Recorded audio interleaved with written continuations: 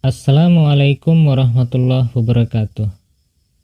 Para pendengar yang berbahagia dimanapun Anda berada, apa kabar Anda semua? Semoga selalu dalam lindungan dan kasih sayang Allah Subhanahu wa Ta'ala. Amin. Tema Daras Ramadan kali ini adalah hukum berpuasa Ramadan.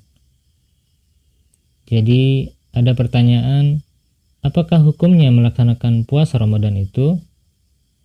Nah, untuk menjawabnya, secara langsung dapat kita ambil rujukannya dari Quran Surat Al-Baqarah ayat 184 yang di bulan puasa ini selalu kita dengar, yaitu A'udzubillahi minasyaitonirrajim, Kutiba alaikumusiyam, yang artinya adalah diwajibkan atas kamu berpuasa, yaitu berpuasa di bulan Ramadan. Jadi, dengan penegasan dari firman Allah Subhanahu wa Ta'ala tersebut, artinya hukum melaksanakan puasa di bulan Ramadan itu adalah wajib. Dan itu artinya pula, jika secara sengaja kita meninggalkan puasa Ramadan ini, maka dosalah yang akan kita dapatkan. Namun, kita pun harus memperhatikan kepada siapa saja puasa Ramadan itu diwajibkan. Apakah puasa Ramadan wajib bagi semua orang, baik itu laki-laki, perempuan, tua dan muda, besar dan kecil? Apakah semuanya wajib melaksanakan puasa Ramadan? Nah, jadi hukum wajibnya puasa Ramadan itu adalah untuk kategori orang-orang berikut ini.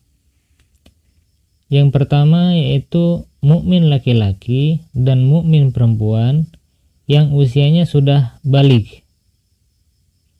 Nah, jadi kewajiban melakukan puasa Ramadan itu hanya bagi yang sudah baligh saja.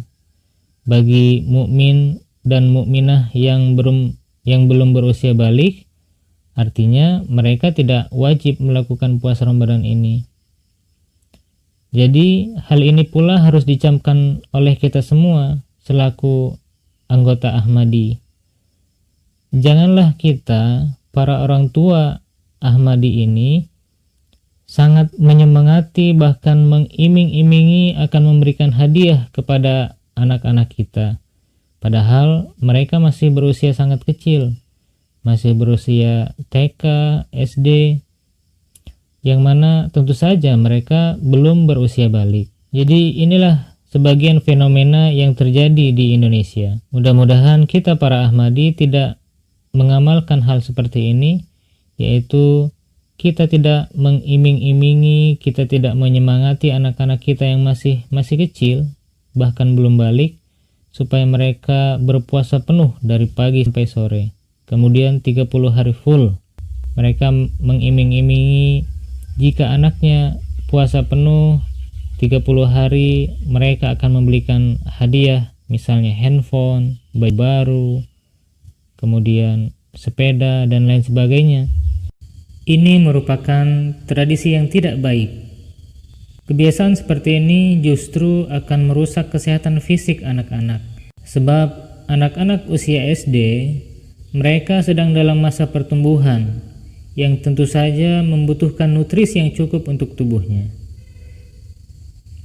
Oleh karena itu, bagi kita para Ahmadi, jangan sampai menerapkan kebiasaan seperti ini terhadap anak-anak kita. Biarkanlah anak-anak tetap sehat dengan tidak berpuasa.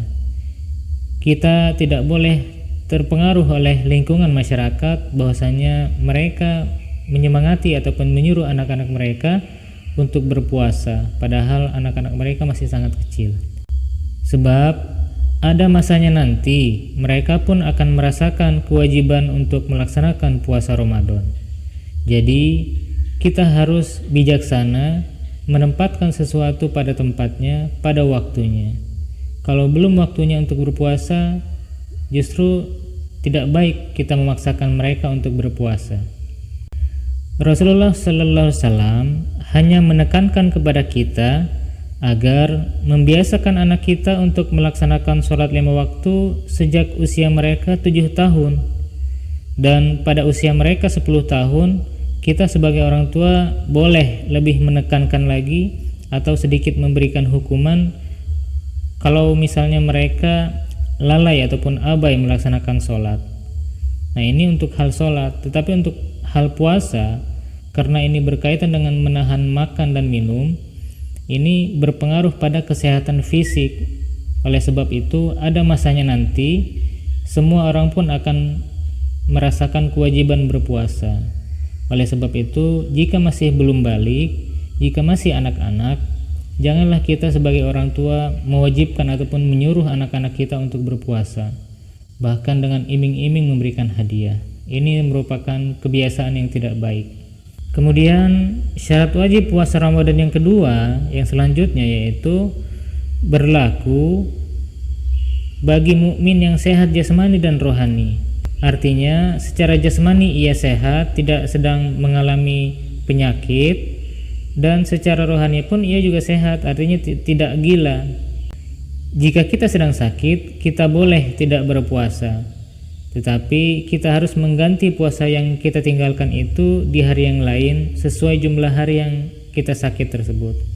Artinya kalau di saat puasa Ramadan kita sakit 1 hari, maka boleh kita tidak berpuasa 1 hari tersebut dan mengganti 1 hari tersebut untuk berpuasa di hari yang lain. Dan untuk orang gila, tentu saja tidak ada kewajiban apapun bagi mereka, karena tentu saja rohani mereka sedang tidak sehat, artinya tidak punya kewajiban untuk melaksanakan apapun, apakah itu puasa, sholat, zakat, semuanya tidak terkena kepada orang yang sakit rohaninya ataupun gila. Kemudian syarat wajib puasa Ramadan yang ketiga itu berlaku bagi orang yang bermukim ataupun orang yang menetap. Nah, jika seseorang mukmin ataupun mukminat itu sedang melakukan perjalanan, itu artinya mereka termasuk dalam kategori musafir. Nah, kalau sudah demikian, artinya mereka tidak wajib untuk berpuasa. Sama halnya dengan orang yang sakit tadi, harus mengganti puasanya tersebut di hari yang lain. Kalau ia posisinya sedang dalam perjalanan, musafir itu 2 hari atau 3 hari misalnya, maka jumlah hari tersebutlah yang harus diganti di hari yang lain, di bulan yang lain. Nah, kemudian hal ini pun berlaku kepada wanita yang hamil ataupun orang yang sudah tua renta. Nah, bagi yang sedang hamil ataupun menyusui, bagi mereka pun tidak wajib untuk berpuasa.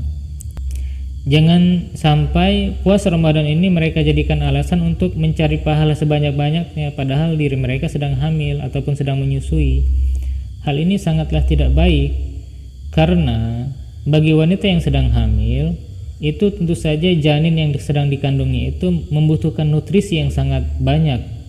Nah, tentu saja nutrisinya itu diperoleh dari asupan gizi yang dimakan oleh ibunya. Oleh karena itu ibunya pun tidak boleh berpuasa, justru harus banyak makan yang bergizi. Nah, jadi tidak boleh berpuasa untuk wanita yang sedang hamil. Demikian juga terhadap wanita yang sedang menyusui, karena wanita yang sedang menyusui ASINya itu sangat dibutuhkan untuk anak-anaknya. Oleh karena itu ASI yang baik itu akan diperoleh dari makanan yang baik pula. Oleh karena itu wanita yang sedang menyusui pun tidak boleh berpuasa. Mereka harus membayar fidyah terhadap puasa mereka yang mereka tinggalkan saat itu. Demikian juga untuk orang tua renta yang fisiknya sudah lemah, mereka juga jangan sampai berpuasa, sebab ketika nanti orang tua yang sudah lansia mereka paksakan untuk puasa, justru nanti dikhawatirkan mereka akan bertambah sakit ataupun lebih parah lagi mereka akan mengalami kematian. Nah, jadi jangan sampai dengan niat ingin meraih pahala sebanyak-banyaknya justru malah mengalami mudorot. Jadi kita harus bijaksana dalam hal mengamalkan ajaran-ajaran agama kita ini.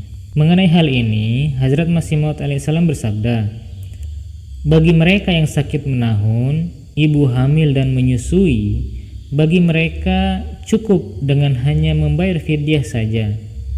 Namun seiring dengan membayar fidyah, perlu bagi mereka untuk memenuhi bulan Ramadan ini dengan ibadah, zikir ilahi, dan segala macam kebaikan-kebaikan. Nah, artinya walaupun misalnya ibu yang sedang hamil, ibu menyusui, dan juga orang tua yang sudah renta, walaupun mereka tidak berpuasa dan mereka harus membayar fidyah, tetapi selama bulan Ramadan ini jangan juga mereka menjadi lalai, justru tetap bisa melakukan ibadah-ibadah terbaik. Apakah itu dari sisi sholatnya, apakah itu dari sisi amal solehnya, karena tentu saja banyak sekali amalan-amalan ibadah yang lain yang bisa dilakukan di bulan Ramadan ini walaupun tidak berpuasa. Nah, jadi di sini Huzur menekankan kepada kita, terutama untuk wanita yang hamil dan menyusui dan juga para orang tua ataupun yang sakit menahun, supaya walaupun mereka membayar fidyah, mereka itu mengisi bulan Ramadan ini dengan segala macam kebaikan, ibadah-ibadah, dan zikir ilahi. Daras Ramadan kali ini saya cukupkan sampai di sini. Mudah-mudahan dapat diambil hikmahnya. Jika ada kelemahan, kesalahan, dan